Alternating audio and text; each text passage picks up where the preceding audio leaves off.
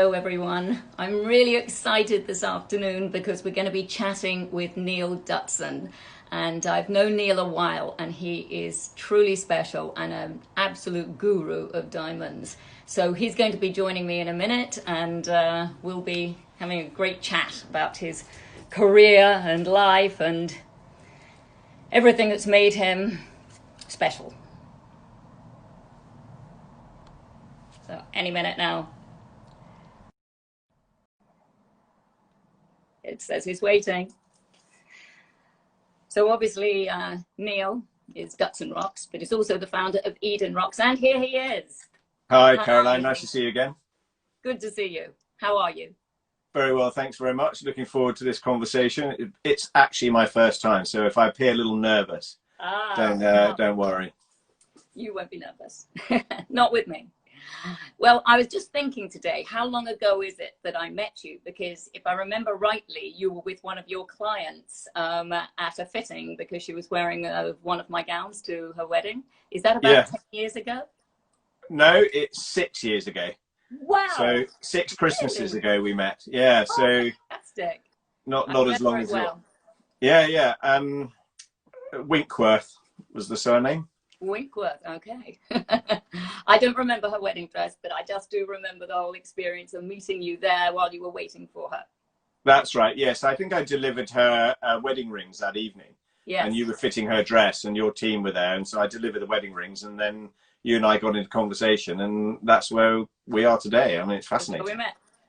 So what I would really like us to do, I've got so many questions that I want to ask you that I know people are going to be really interested in. But can we start with your career? How did your career start? Because I'm sure people are fascinated as to what you were doing before Dutson Rocks. Cool. So I left school at 17, unfortunately with not a lot of exams, in fact, none at all. I joined the Royal Marines for a brief period. So I started my working career as a soldier and then decided that after a few years that it was time to go traveling. So I ended up doing a couple of ski seasons in Val d'Isere, which were my university. Yeah. And that's where I met my friends. Yeah, it's where I met my friends really. And from there I had an events company in London for about 7 years. So used to put up marquees and put lighting into people's weddings, and it was a good fun apprenticeship to London really, you know, in my 20s. And when I got to 31 20 years ago, I decided to change my career, and I wanted to do something that none of my friends or no one I knew did. And I've always had a fascination in diamonds, and I know most girls say they play with their mum's jewelry, but actually, you know, when I was growing up I loved it. You know, it was good to stare at, look at, play with. And I got fascinated with diamonds. So I took myself off to Antwerp in Belgium, which was then in 2000, year 2000, the diamond capital on the planet. You know, that's where all the diamonds came through. And I studied diamonds there for 6 months. Didn't have any money. So I lived in a hostel and learned the trade, and it was fascinating. But then... That is the important thing, though, is to get that training and to be in the right place. And we all have to go through hardships when we start. So, absolutely. And, you know, diamonds, you know, there's a lot of fakes out there. So you got to know your subject. And I did the course purely so I didn't get ripped off, I suppose, over life. You know, I need to know the stone and I need to know everything about that stone. And if someone presents me with a diamond, whether it's in the nice part of Botswana or Angola, or you know, then I'll know that it's a real or a fake. And you know, exactly. I've got some great stories. Yeah. So tell me then about Dutson Rocks. So you did the training, and as you say, that's 20 years ago. So how long's Dutson Rocks been?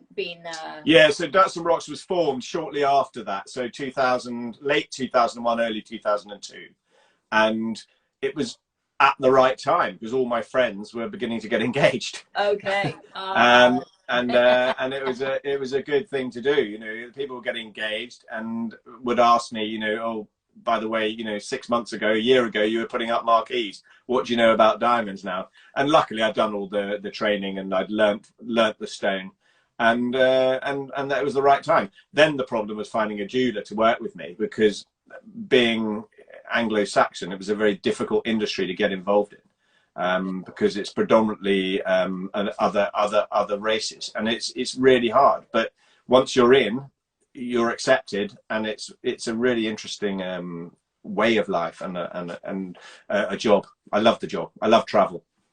So obviously now you do work with a place. Is that in Hatton Garden? Can you tell us a little bit about that? Sure. So we have a work. Where the rings and all the jewelry is actually made. Yeah, so Hatton Garden is the London's Diamond Quarter, right? So there are two in England, one in Birmingham, one in London. And we have a workshop in Hatton Garden, but our offices are in Putney. So it's West London, so it's a much easier. Weirdly enough, most of our clients are that part of the world. So it's a lot simpler to meet people their part of town, especially when people are busy.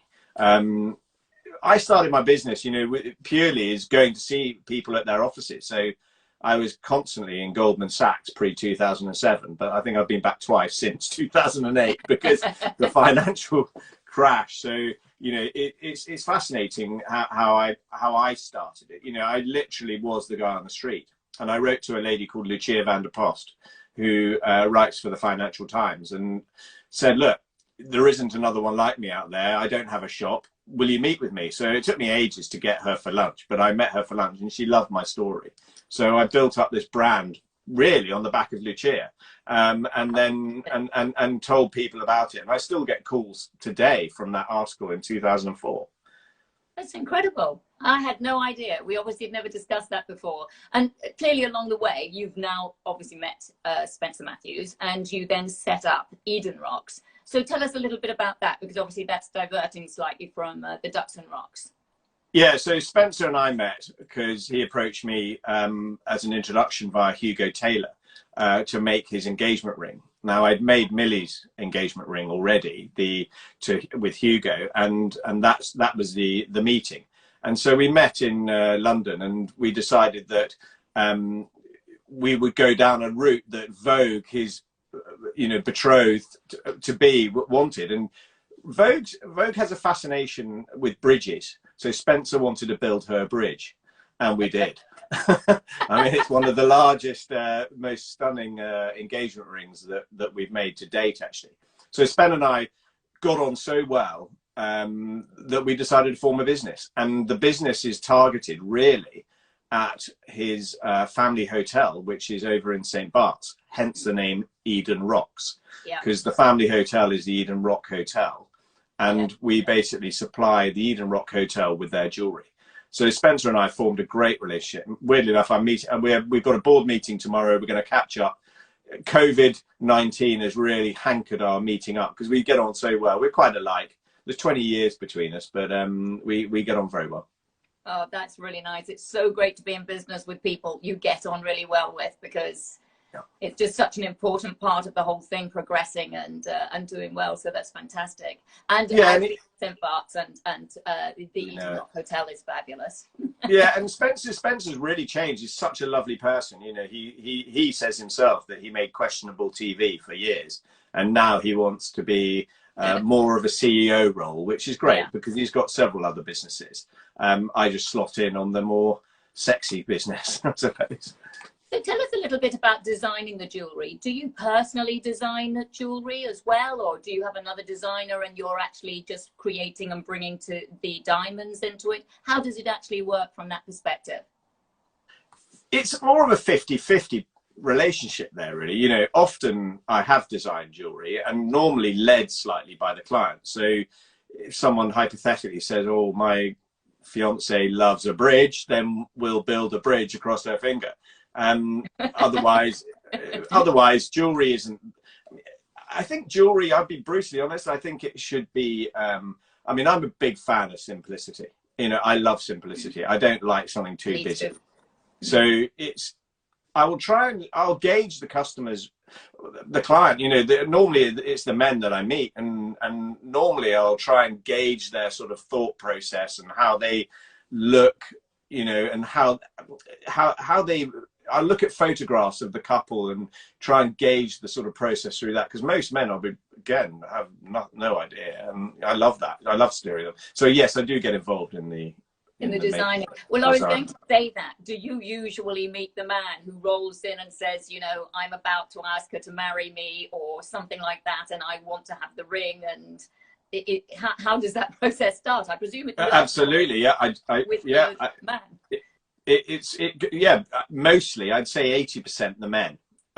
Occasionally I have a meeting tomorrow, weirdly enough, that I'm meeting the couple because he was too scared not to get her involved. Okay. and actually that's a really sometimes happen too. It's great, isn't it? You know, I've currently just designed a ring for a chap in Singapore who's a Navy SEAL, you know, so he's an American Special Forces, and he's in Singapore. He hasn't got a clue. He's just been on assignment. He's been away for 9 months, and he wants to build the wife something to say thank you for looking after our baby who's now 10 months old. Can you help me? So yes, I went back to work, and it's, I think, just a little bit of inspiration from the customer, from the client, but it's normally me. So talk us through the sort of first meeting of you when somebody actually comes. What happens at that first discussion? Because I presume, is it quite a few meetings you have while you're going through the process? You know, what are the sort of things? Because I know with designing a wedding dress, there are really specific things that I will always be talking to a client about, so that I can really start to get into my mind what it is they're looking for and how I'm actually going to dress them. But it must be very, very similar with the rings. What are the sort of questions that you actually ask? Well, initially, from the beginning, normally it's just the stone. So we're looking at stones. We're just looking at diamonds, you know, loose stones. So it's nice to get the client to touch and feel, you know, to get involved in it. Obviously, this last 10 weeks it's going to be an interesting next few years. But because my business, as pretty much yours, we're face to face with our customers, and we've got to make sure that, you know, it's all about making them feel comfortable, but also getting to know them. And you get to know these people very quickly.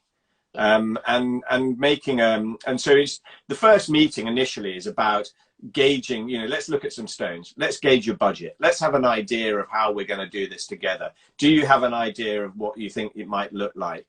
And normally the answer is no. So we'll pick a stone and then to the drawing board, and then I'll design a CAD, a 3D image, and then we'll make a wax. So actually he gets to see each stage, as well as even trying on the wax. Okay. Tell me, when you meet the girls, though, do the girls usually know which stone they'd like? Like, do they say, "Oh, I want a square cut," or yeah, I thought so. So the girls are a bit like they've been with the wedding dress, they've dreamt of the dress, and they've dreamt of the engagement ring.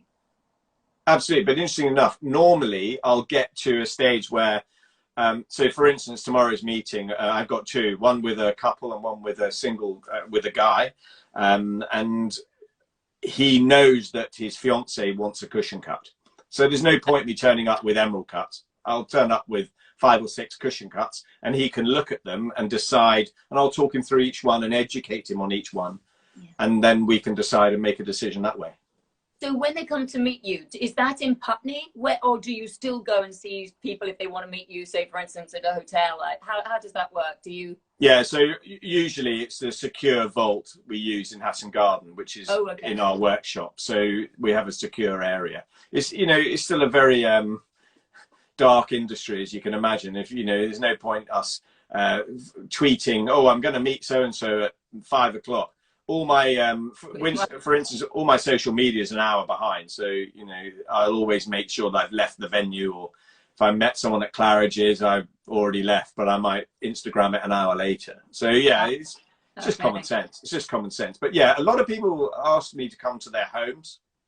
I can see why they would do that. Yeah, so it's just quite nice, you know, and especially the city boys, you know, a lot of them I spent many times in many a boardroom in Canary Wharf, and you know, it's quite nice. I like to get out anyway. Tell us a little bit about the stones. If somebody's sort of listening to us now and they've turned on because they know we're going to be talking about diamonds, I mean, what are the sort of things that you tell people that they should be looking for when they're looking at diamonds? Because I have to say, I mean, obviously I'm dealing with girls all the time. They're absolutely magnificent engagement rings. But you don't actually, I don't know what is good, what is not so good, what's average, what's not, what you shouldn't be looking at. What should you say to people they should look for when they're looking for their diamond? Are they better having a smaller diamond that's absolutely perfect and beautiful, or better having something, and I know this is probably the wrong word, but the wrong color or slightly damaged but is bigger? How do you go through that? What should they look at? Again, I think firstly, all diamonds over a carat should be certificated, especially by the GIA. So you've got some sort of traceability to your stone there. It's like ethical traceability. So that you know it's a natural diamond, you know, because obviously there are other diamonds. There's only there's always a reason a diamond's cheap, you know, and there's always something wrong with it. Yes. The cut, the polish, and the symmetry of a diamond is the most important. The color and the clarity are the other two importances. It's not how big it is. So carat is weight, color is the color, D to Z. Now we like ideally D to H, D to I. So it's very white. Clarity is VS or flawless or VVS or SI. And you know, your cut is your shape. And so your 4 C's, your color, your cut, your clarity, and your carat. Yeah, but the polish, the cut, and the symmetry of a round diamond is absolutely paramount. They must be excellent or very good. Mm-hmm. If you see a good or fair or poor, then walk away. But that's one of the reasons a diamond's cheap. I often get people saying, "Oh, Neil, I found a 1 carat 01 GVS2 and it's really cheap." And I'll look at it and I just need the email, and there's no certificate, or the certificate's from some dodgy back street. You know, it's really important to talk to an expert. And yes, you know, otherwise you're going to get ripped off. And you know, don't get me wrong, I'll never take it away from my you know, competition, but there's always a reason. Yes, I 100% agree with you. Somebody's just actually asked a question that's come up, and it says, "Is a loop clean diamond a good diamond?" Sorry. Yeah, so if it's a natural stone, loop clean. This is a loop, so this is what we use 10 times. My eyes are getting worse, so I have a 20 as well. But the a loop clean means it's as clean as you can see within the stone. So that means as least amount of inclusions as possible. For instance, if it's an emerald cut diamond or a square emerald cut, try not to buy a diamond that has an inclusion under the table. The table is the square piece or the oblong piece on the top, because it's a glassy stone. It's not necessarily that much of a problem if it's a round or an oval, but a loop clean diamond has no issues. Yeah, absolutely. Always get it checked though. Great test. Breathe on it. Make sure the breath disappears immediately. Diamonds are always cold to the touch, so that's why they're called ice. And they're a great conductor of heat. So if you breathe on your stone and it disappears immediately, then you'll know that's probably a diamond. Oh, if it hangs around, well, cubic zirconia, paste, glass. If you breathe on a window, it sticks around. That is really interesting. Yes, seems so obvious when you say it, but nobody's ever said it to me before. But tell us about your travels, because I know you travel all over the world. The amount of times I've tried to get hold of you and you're traveling. So before lockdown, where were your most recent travels to, obviously, buy diamonds? So the most recent, so last year and the year before, I was employed on an irregular basis to go to some very nasty parts of the world, West Africa, Sierra Leone, and basically to source uncut diamonds ethically out of the bush. And that was fascinating. I loved it because firstly, I love travel. Secondly, I love Africa. And diamonds obviously are one of the places they're found is Africa. Namibia, one of my favorite places on the planet. I was sent to a few times last year. Israel to buy stones polished. So the Tel Aviv diamond bourse has a lot of diamonds. You know, there's some very good cutters there. In fact, the best cutter is in Belgium and Russia. Really? You know, yeah, and the Indian market and the Dubai market are also taking over. But I've got clients all over the world, like yourself. You know, they travel, and I've often spent time in Hong Kong and Singapore visiting and sourcing clients. But more recently, West Africa, South Africa, and Southwest Africa. Okay, very interesting. Do you have any diamonds with you today, Neil? I'm just trying to put one on my finger, and it's just, I can't get it off. It's only a 10 carat vivid yellow. Oh wow, let's see. Put it up to the camera. So yeah, 10 carat vivid yellow halo. Stunning. And that's a radiant cut. Wow. So Can I I just ask how much? popped it on my finger. I couldn't get it off. But How much would a diamond like that be? How much would that ring be? so retail on Bond Street, you'd probably pay about £250,000. Realistically, maybe 100,000. You know, so it's we don't have to sell diamonds and have diamonds like that every day. This is our classic. Yeah. This is the everyday seller. I mean, this sells more than anything. Beautiful. Is that just under 1 carat? Is that a carat? That is a carat 01. Okay. So again, very important, having a slightly bigger than a carat. Diamonds are the hardest product on the planet, right? But occasionally they can chip, they can hit another diamond. So if you've paid a lot of money for a 1 carat diamond and it's now 99 points, you've lost a lot of money. But if you paid a lot of money for a 1 carat 01 and it's now 1 carat, you've lost nothing.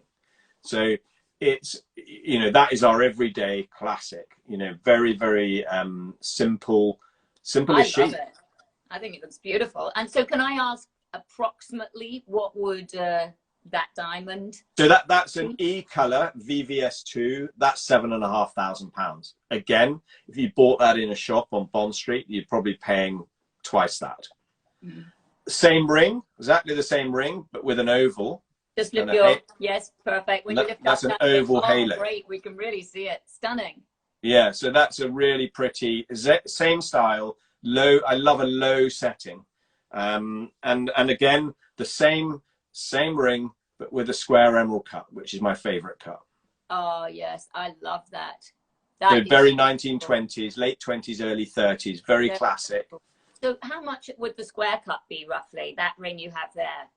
So this particular ring is about 9,500. It's 1 carat 20. It's an E color VS2, but I'll be brutally honest, that sort of style can start at about 2.5.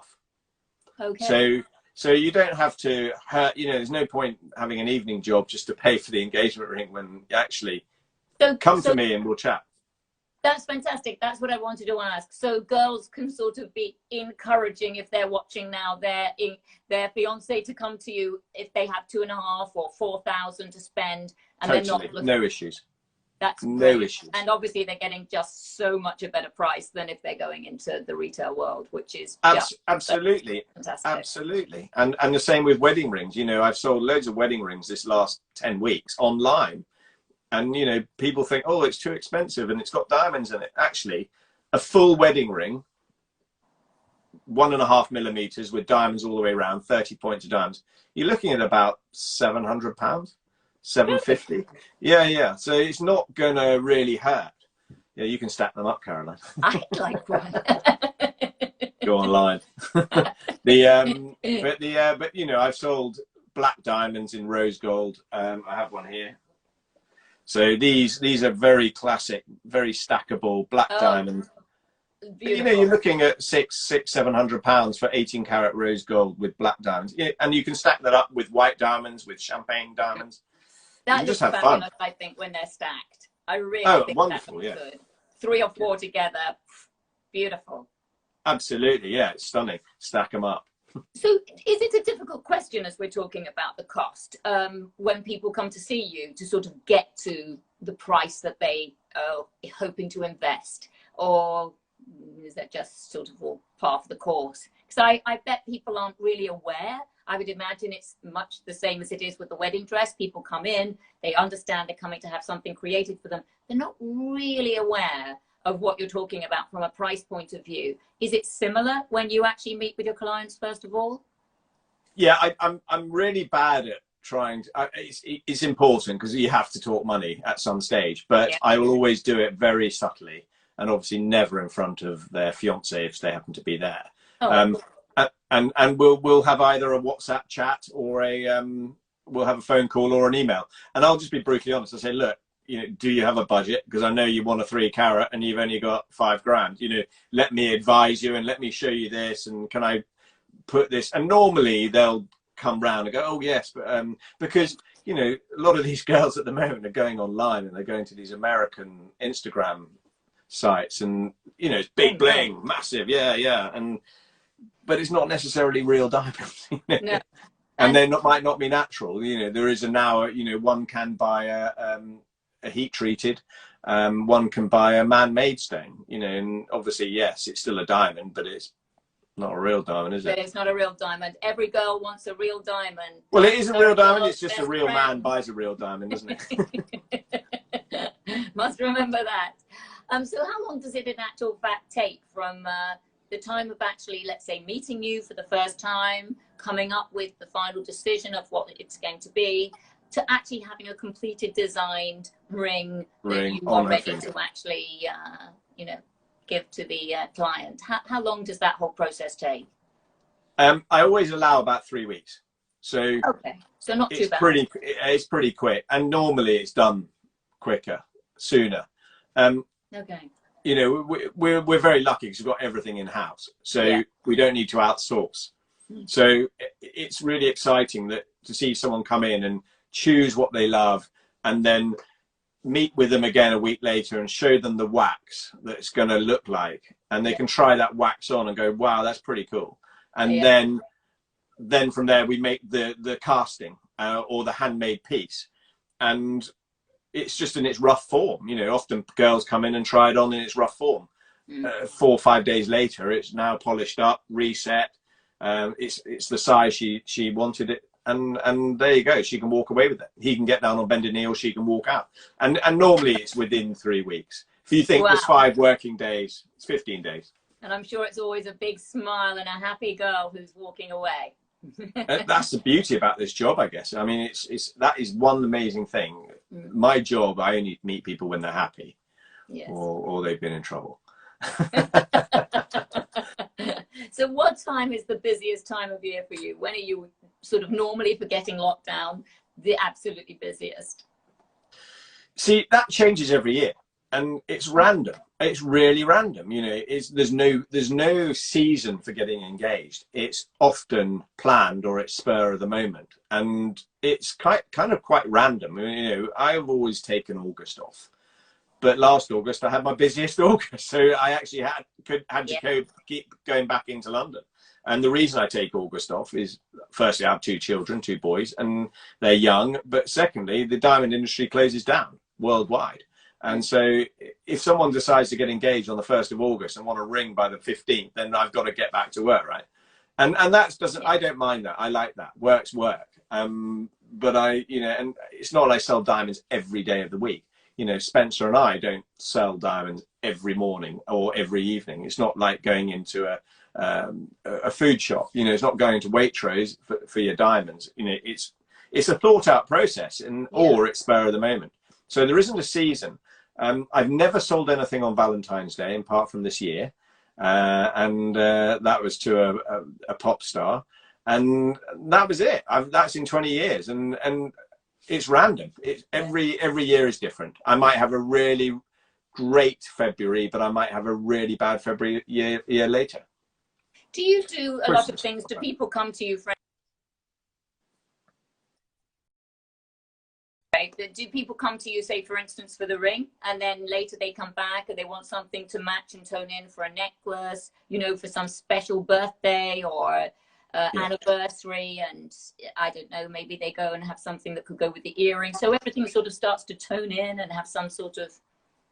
Absolutely. And you're so right, and that's the secret of a trust, you know. And it's, you know, if you get on with that person, couple, family.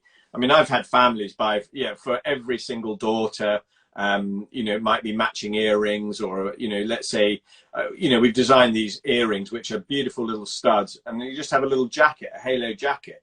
So you're not spending, you're buying 2 pairs of earrings for the price of 1, really. Yeah. So lots of families buy those. So if the girls have already got the studs, then I can just supply the little diamond halo jacket. But yeah, often bracelets, necklaces, a lot of tennis bracelets. I mean, tennis bracelets are a winner because they're classic. Yeah. And, you know, and tennis bracelets are known as tennis bracelets because Chris Evert lost a diamond bracelet on centre court back in the 80s. And so from there onwards, it became a tennis bracelet. You're being serious? Yeah, Google it. I've never heard that story. I've always wondered why they were called tennis bracelets. It Yeah, seems something so extraordinary to me that somebody had obviously come up with. That's really funny. yeah. On centre court and at Wimbledon, and so it became a tennis bracelet. I think it was 1980. It's either 79, 83, or one of those. It was early 80s. Yeah, brilliant. So obviously it's been really difficult during lockdown. Has that affected you? I mean, other than the fact it's been quiet, how's that sort of affected things? Because I am certain that loads of girls have got engaged during the last 12 weeks. I reckon. I think that loads of them found their way to move in with the boy, because we need to obviously lock down together. I mean, it's obvious, isn't it? Yes. And back 12 weeks later, they're all going to be engaged. That's yeah, I'm with you on that. I think our business, luxury goods, pretty much fell off a cliff beginning of March. But it's, you know, it's inevitable, isn't it? People are at home earning pretty much the same wage, bar the 20% travel. And yeah, I think in the last week, I've had more inquiries, and large money inquiries, than I've ever had. brilliant. And I think that will continue. I don't think the trend or the fashion of getting engaged will stop. People might be a little bit more aware and maybe spend a little less, which it doesn't matter. But I'm really excited about. I think lockdown will produce, as you say, well, you've got four girls in your house other than yourself. Yeah, I can say well, your husband, Caroline, I'm sure. But I think that all their friends, they'll know lots and lots of mates that are shacked up with their boyfriends, and hopefully looking for an engagement at the end of it. But yeah, I think it's going to be quite exciting. Exciting times ahead, most definitely. Well, Yeah. I cannot tell you, it's been so lovely talking to you and fascinating. I am really so interested in everything you told us. I had no idea. Oh, that's really wonderful. Everybody else has been really interested too. It was really good. Oh, I'm really lovely. I'm just having a look at some of these questions. Somebody just said they photographed one of my dresses today. Oh yeah, I'm in awe of your work. I don't know if that's aimed at you. Yes, it must be you. But it's Belle Bodie just appeared. I noticed. Yes. So Belle Bodie, there you go. That's for you. I've got to find the man first. Yes, but it's been wonderful talking to you. Thank you very much, and such an opportunity, and for such an amazing dress designer yourself. And you know, we've become friends over the last 6 years, and that's what I think is really important. And again, with our clients, it's important to be as on best terms as possible. You know, in the end, we've all got to survive and look after our health and families. But thanks everybody who's been interested in this for looking. I know the numbers have been jumping up and down, but fascinating. Thank you very much. Thank you, Neil. And I look forward to seeing you soon. Yeah, look forward to it. Thank you, Caroline. Bye. Bye-bye.